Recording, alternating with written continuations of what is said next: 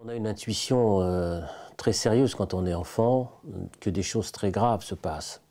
Parce qu'avec ma sœur, depuis déjà plusieurs mois, on se doutait bien que quelque chose de très important allait se passer dans notre famille, puisque mes parents étaient extrêmement angoissés.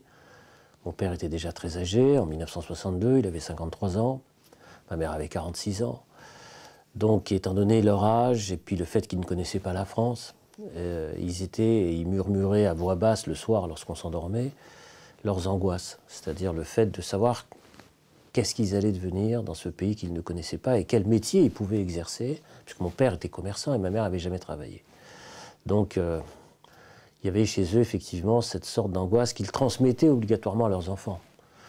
Même si ils avaient le sentiment que tout allait bien se passer et que les enfants étaient des enfants qui n'étaient au courant de rien. En fait, les enfants savaient tout et on était nous-mêmes angoissés. Donc on avait le souci de ne pas les effrayer et au contraire de les réconforter en permanence. Parce que le souci dans ces cas-là, c'est de protéger ses parents, en fait, fondamentalement, d'essayer de les protéger. Et c'est en tout cas moi ce que j'avais ressenti, c'était de ne pas leur faire de peine, de les protéger, de ne pas les brusquer et puis de suivre le mieux possible. Et lorsque mes parents m'ont dit, effectivement, en ce mois de juin 1962, on va partir, mais on ne sait pas, on part quelques semaines, on va revenir, je me suis aperçu que ce n'était pas ça, pour une raison simple, très simple, c'est un détail, c'est qu'on ne part pas en vacances avec des manteaux. On ne se met pas des manteaux sur les épaules, surtout à Constantine quand il fait 35 ou 40 degrés, on ne part pas en vacances en mettant des manteaux, des pulls verts.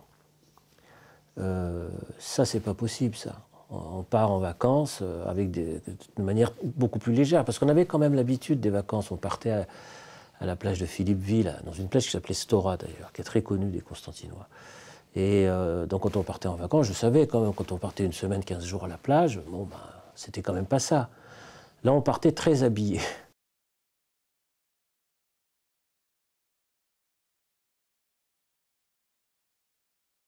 Arrivé en France, moi je suis resté dans une grande solitude. J'étais un enfant extrêmement solitaire, craintif, connaissant très peu de choses de la société française. Il fallait perdre son accent, s'assimiler, se fondre, ne pas se faire remarquer, ne pas se faire repérer. C'était un peu ça quand même, hein, la situation de tous les enfants ou adolescents enfin, qui arrivaient hein, d'un pays du Sud. Mais l'histoire en a décidé autrement pour moi parce qu'il y a eu 68. C'est le soleil de 68, pour moi, qui m'a fait sortir du ghetto. C'est-à-dire d'aller dans la rue et de découvrir du monde, des gens, d'autres gens qui pensaient comme moi. Et puis tout d'un coup, il y a un slogan qui a retenti Moi, j'étais jeune, j'avais 17 ans en 68, et il y avait un slogan qui était sorti comme ça des rangs des manifestants. C'est « Nous sommes tous des juifs allemands ». Je dis « Tiens, ils sont tous contents d'être juifs, c'est bon, c'est donc par là que ça se passe. L'histoire, elle passe par là, donc je vais avec eux ». Et il l'affirmait, il le disait, il le scandait dans l'espace public. Alors moi, c'était incroyable, alors que moi, j'avais cette stratégie plutôt de l'effacement, de la dissimulation et du silence. Et puis tout d'un coup, tout le monde se mettait à scander les origines, la révolution, d'assumer qui ils étaient eux-mêmes, etc. Ça a été une grande libération, une grande libération. Donc à partir de là, je suis rentré en France. C'est-à-dire c'est en 1968 que je rentre en France pour de bon. C'est-à-dire que je vois ce qu'est une autre France. La France de la fraternité, de la solidarité, de la révolution, des utopies, de l'enthousiasme, etc. Alors que moi, j'avais été dans une France assez froide, solitaire, individualiste, repliée sur elle-même, assez raciste, pour dire la vérité, notamment vis-à-vis des pieds noirs et des juifs. Hein. Il faut se rappeler les années 60. C'était quand même ça, enfin, la vulgate dominante. Et donc, tout d'un coup, je pouvais affirmer qui j'étais, d'où je venais et ce que je voulais. C'était extraordinaire. Donc, c'était une libération individuelle. Alors, je dis ça volontairement aujourd'hui parce que, comme on conteste beaucoup 68 en disant que c'est la source de tous les maux. Pour moi, c'est tout l'inverse. Hein. 68, ça a été au contraire l'entrée, enfin, dans la vie réelle. C'est la réalité. C'est la fin, disons, d'une sorte de peur un peu fantasmée, un peu mystérieuse. C'est celle de la guerre aussi, parce qu'il y avait la peur de la guerre. Il ne faut pas oublier ça, quand même. Hein. Et donc voilà. Et c'est 68 qui me propulse, qui me projette dans la société française, et à partir de là, je m'aperçois qu'il y a d'autres mondes, d'autres gens, d'autres univers, d'autres personnes qui pensent différemment, qui sont extrêmement intelligents, extrêmement affûtés, et j'ai dit, c'est là qu'il faut aller. Donc je m'arrache à mon origine initiale sur un biais qui est celui de l'universalisme révolutionnaire, politique en fait, c'est la politique. Bon.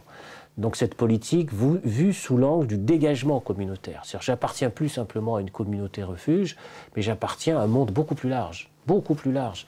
Parce que les révolutions, elles ont lieu en Amérique latine, elles ont lieu en Afrique, elles ont lieu partout. Et tout d'un coup, le monde s'élargit, quoi. Il devient vaste, immense. Je quitte le ghetto, je veux dire, juif de Constantine, ou le ghetto du HLM dans lequel on avait été projeté avec mes parents à Sartrouville, dans une cité, pour aller vers un univers, vers des pensées, des réflexions, et puis enfin savoir ce qu'était cette société française, commencer à comprendre ses codes. C'est-à-dire que je ne connaissais absolument pas, je ne comprenais rien, moi.